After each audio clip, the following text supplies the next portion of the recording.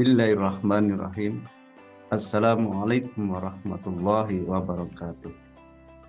Alhamdulillahillazi anzala ala abdil kitaba walam yaj'al lahu iwaja.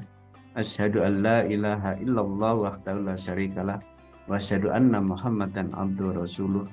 Allahumma salli wa sallim ala sayyidina wa habibina Muhammadin wa ala alihi wa sahbihi ajmain, amma ba'd.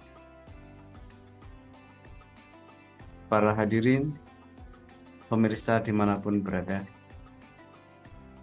pertama marilah kita panjatkan bersyukur kita kehadirat Allah Subhanahu wa Ta'ala, yang mana hingga saat ini kita senantiasa masih selalu mendapatkan limpahan rahmat, taufik, hidayah, dan nikmatnya, utamanya nikmat kesehatan dan kesempatan, sehingga pada siang hari ini di bulan suci Ramadan, mudah-mudahan apa yang telah kita lakukan mulai awal masuk Ramadan hingga saat ini dicatat oleh Allah sebagai amalan baik bagi kita semua dan mendapatkan balasan yang melimpah.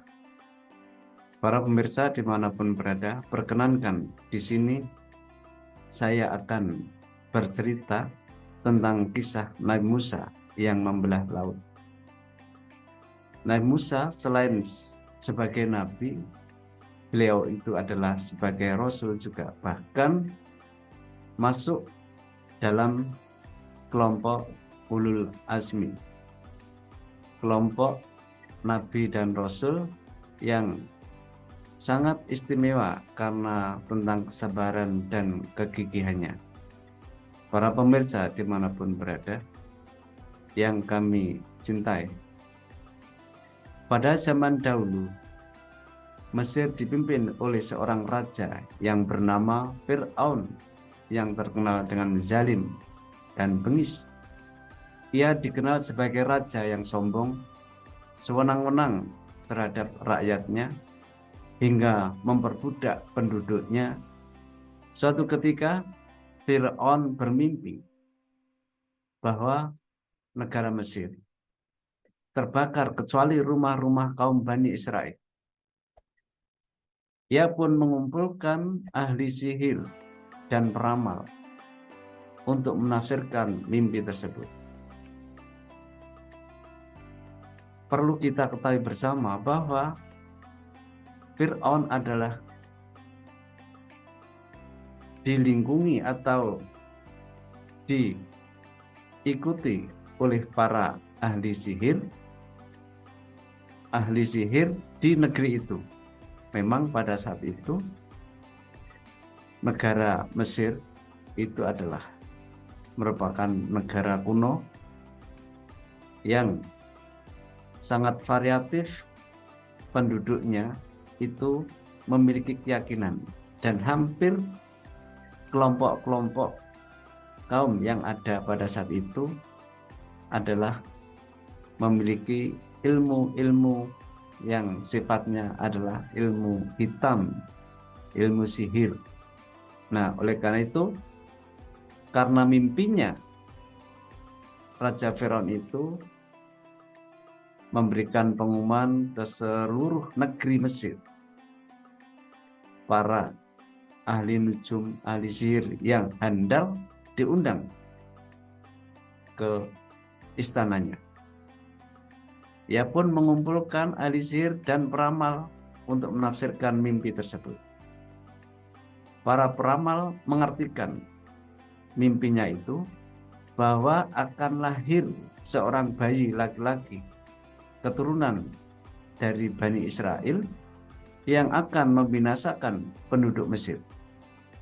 Dengan demikian, Raja Fir'aun dengan cepatnya, dengan murkanya, Fir'aun sangat ketakutan dan memerintahkan untuk membunuh bayi laki-laki keturunan Bani Israel yang lahir.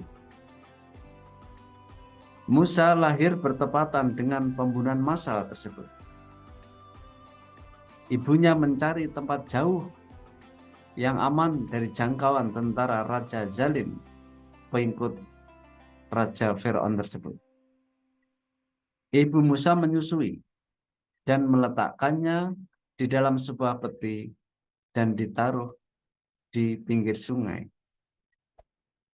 demi keamanan supaya anaknya tadi tidak ikut dibantai oleh tentara-tentara Fir'aun. Suatu hari ibunya lupa menarik peti dan membuat Musa terbawa arus ke sungai. Peti tersebut terbawa hingga di dekat istana Fir'aun dan ditemukan oleh Asiyah yang menjadi istri Fir'aun. Asiyah yang tidak memiliki putra alias mandul ingin merawat bayi malang tersebut dan membawa bayi Musa ke hadapan Fir'aun. Asiyah menghadirkan beberapa ibu susu untuk Musa. Namun bayi Musa menolak semuanya. Hingga suatu ketika ibu kandung Musa mengetahui berita tersebut. Ia segera ke istana dan menyusui bayi Musa. Nabi Musa tumbuh menjadi pria yang sangat baik. Selama bertahun-tahun ia beserta pengikutnya bersabar dalam menghadapi kekejaman Fir'aun. Pada suatu saat, karena kealiman, karena kesolehan daripada Musa, sehingga Allah Subhanahu wa Ta'ala, Tuhan yang Maha Esa lagi Maha Kuasa, memberikan suatu keistimewaan terhadap Musa. Di Bukit Turisina, di puncaknya terlihat bercahaya dan ada panggilan Musa supaya datang ke sana. Dan di sanalah Nabi Musa mendapatkan mukjizat berupa sebuah tongkat, yang mana tongkat tersebut bisa berubah menjadi ular. Pada puncaknya Fir'aun mengakui dirinya sebagai Tuhan. Semakin menjadi-jadi Fir'aun tersebut. Atas seizin Allah, Nabi Musa dan pengikutnya pergi dari Mesir untuk menuju Syam. Mengingat lingkungannya sudah tidak baik, sehingga Nabi Musa bersama saudara-saudara dan temannya akrab seperjuangannya hijrah dari Mesir menuju ke Syam. Kemudian mendengar kabar kepergian Musa, Raja Fir'aun murka, marah besar, dan bersama tentaranya lantas mengejar Nabi Musa. Saat Fir'aun dan bala tentaranya hampir menyusul rombongan Nabi Musa, perjalanan mereka terhambat lautan yang sangat luas. Sehingga dalam Al-Quran turun wahyu Allah SWT pada Nabi Musa alaihissalam,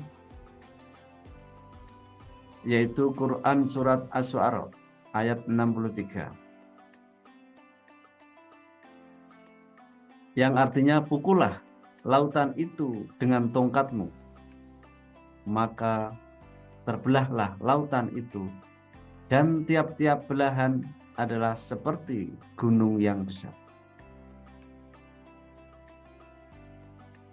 Lautan pun terbelah setelah Nabi Musa memukulkan tongkatnya ke Laut Merah tersebut. Musa dan rombongannya bergegas melintasi lautan disusul oleh Fir'aun beserta bala tentaranya. Nabi Musa dan pengikutnya berhasil melewati lautan. Lantas lautan kembali seperti semula. Maka Fir'aun dan bala tentaranya binasa karena tenggelam di dalamnya lautan tersebut. Para pemirsa yang kami hormati, hingga saat ini jenazah Fir'aun telah diabadikan di Museum Mesir sebagai pengingat. Seperti itulah fisik seorang hamba yang mengaku Tuhan.